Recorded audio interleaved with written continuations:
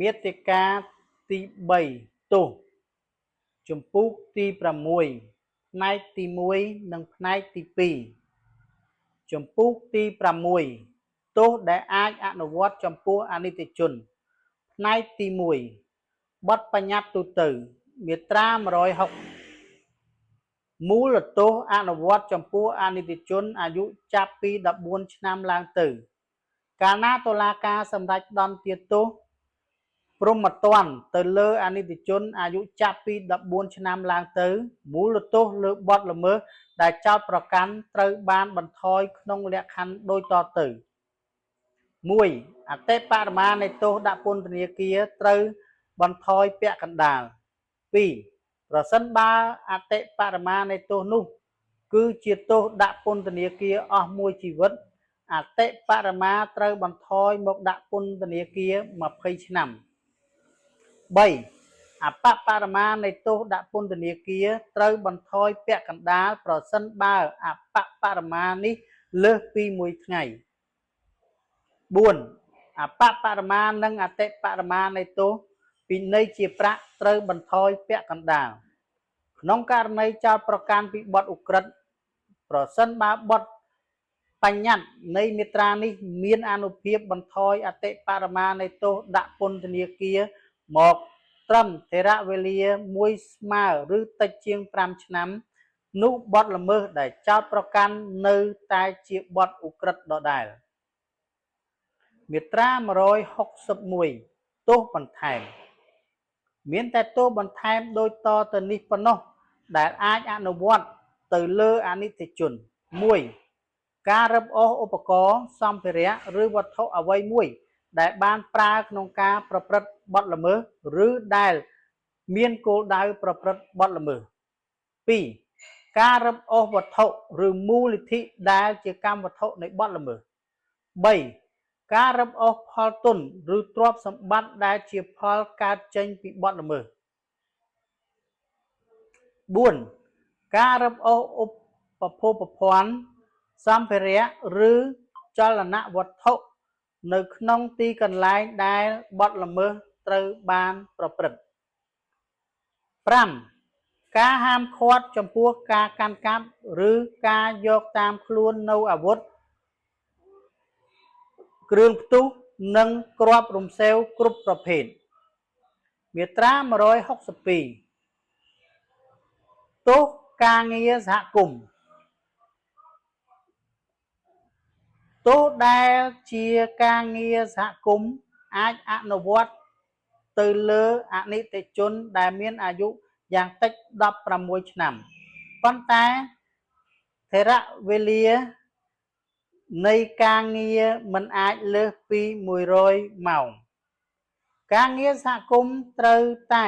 សម្របសម្រួលទៅលើអនិច្ចជនមានលក្ខណៈជាការបណ្ដុះបណ្ដាលនិងសម្របសម្រួលដល់ការបញ្ចូលខ្លួនទៅរស់នៅក្នុងសង្គមវិញមាត្រា163ការមិនអនុវត្តបទបញ្ញត្តិស្ដីពីការមិនរាងចាល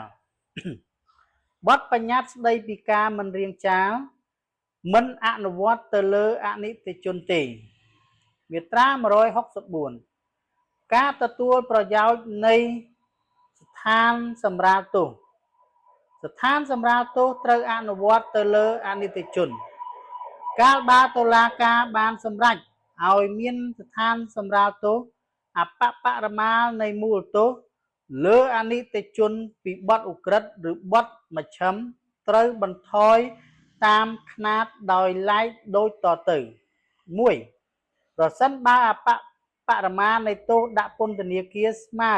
ឬលើសពី10ឆ្នាំនោះអបបរមាត្រូវបន្ថយមកនៅត្រឹម1ឆ្នាំ2ប្រសិនបើអបបរមានៃទោសជាប់ពន្ធនាគារស្មើឬលើសពី5ឆ្នាំនិងតិចជាង10ឆ្នាំនោះអបបរមាត្រូវបន្ថយមកត្រឹម6ខែ3ប្រសិនបើអបបរមានៃទោសដាក់ពន្ធនាគារស្មើឬលើសពី2ឆ្នាំនិងតិចជាង5ឆ្នាំនោះអបបរមាត្រូវបន្ថយមកត្រឹម3ខែ4ប្រសិនបើអបបរមានៃទោសដាក់ពន្ធនាគារ ស្មើឬលើសពី6ថ្ងៃនិងតិចជាង2ឆ្នាំនោះអបបរមាត្រូវបន្ថយត្រឹម1ថ្ងៃ5អបបរមានៃទោសពិន័យជាប្រាក់ត្រូវបន្ថយពាក់កណ្ដាលមាត្រា165កាតព្វកិច្ចដោយឡែកក្នុងករណីនៃការព្យួរទោសសាកល្បងនៅក្នុងករណីនៃការព្យួរទោសសាកល្បងមានតែកាតព្វកិច្ចដោយឡែកដូចតទៅនេះប៉ុណ្ណោះដែលអាចអនុវត្តទៅលើអនិច្ចជន1ទទួលការបង្ហាត់បង្រៀនឬការបណ្ដុះបណ្ដាលវិជ្ជាជីវៈ2ស្ថិតនៅទីកន្លែងមួយជាកំណត់3ដាក់ខ្លួនឲ្យពេទ្យពិនិត្យឬព្យាបាល4ជួសជុលវចនកម្មដែលបណ្ដាលមកអំពីបទល្មើសទៅតាមធនធានរបស់ខ្លួន5បង្ហាញភស្តុតាងបញ្ជាក់ថាខ្លួនបង់ប្រាក់ដែលជំពាក់ជូនរដ្ឋរួចហើយតាមលទ្ធភាពនៃធនធានរបស់ខ្លួនបន្ទាប់ពីការផ្ដន្ទាទោស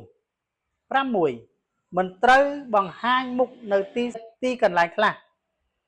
7មិនត្រូវសេពគប់ទីកន្លែងលក់ភេសជ្ជៈស្រវឹង8មិនត្រូវសេពគប់ជាមួយបុគ្គលខ្លះដោយឡែកជាមួយសហចារីអ្នកផ្ដើមគំនិតអ្នកសំគំនិតឬជនរងគ្រោះនៃបទល្មើស9មិនត្រូវកាន់កាប់ឬយកតាមខ្លួននៅអាវុធគ្រឿងផ្ទុះនិងគ្រាប់រំសេវគ្រប់ប្រភេទផ្នែកទី2បទបញ្ញត្តិដោយឡែកមាត្រា166លក្ខខណ្ឌនៃការឃុំខ្លួនអនិច្ចជនក្នុងពន្ធនាគារអនិច្ចជនដែលជាប់ពន្ធនាគារត្រូវឃុំខ្លួននៅទីកន្លែងពិសេសខណ្ឌដាច់ពីនីតិជនអនិច្ចជនស្ថិតនៅក្រោមរបបដោយឡែកជាឯកតបុគ្គលដែលជាទីកន្លែងសម្រាប់អប់រំនិងបណ្ដុះបណ្ដាលវិជ្ជាជីវៈរបបឃុំឃាំងត្រូវកំណត់ដោយប្រកាសរបស់រដ្ឋមន្ត្រីក្រសួងយុត្តិធម៌និងរដ្ឋមន្ត្រីក្រសួងពាក់ព័ន្ធ